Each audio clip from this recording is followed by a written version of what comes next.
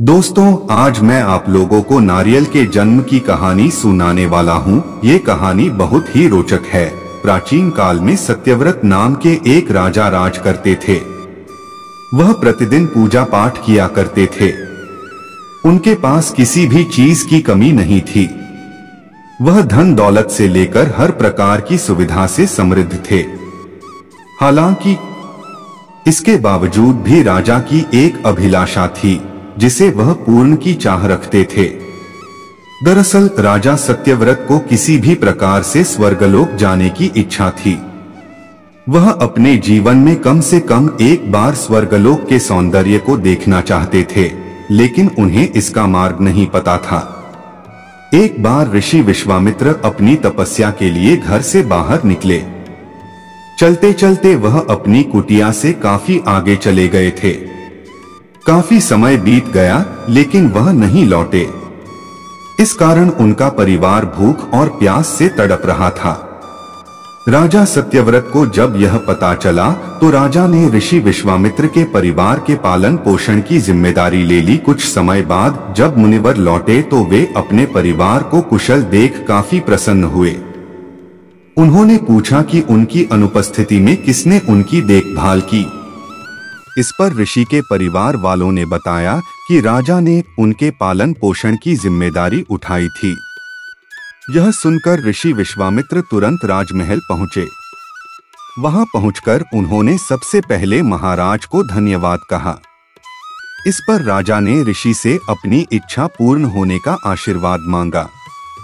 राजा की बात सुनकर ऋषि विश्वामित्र ने कहा, बोलिए महाराज, आपको क्या वरदान चाहिए। तब महाराज ने कहा, हे मुनि, मुझे एक बार स्वर्गलोक के दर्शन करने हैं। कृपया करके मुझे वहां जाने का वरदान दें। राजा की प्रार्थना सुनकर ऋषि विश्वामित्र ने एक ऐसा रास्ता बनाया जो स्वर्गलोक की ओर जाता था। यह देख राजा सत्यव्रत बहुत खुश हुए। वह तुरंत उस रास्ते पर चल पड़े और स्वर्गलोक पहुंच गए। यहाँ पहुंचते ही इंद्रदेव ने उन्हें नीचे धक्का दे दिया, जिसके कारण वो सीधे धरती पर जा गिरे।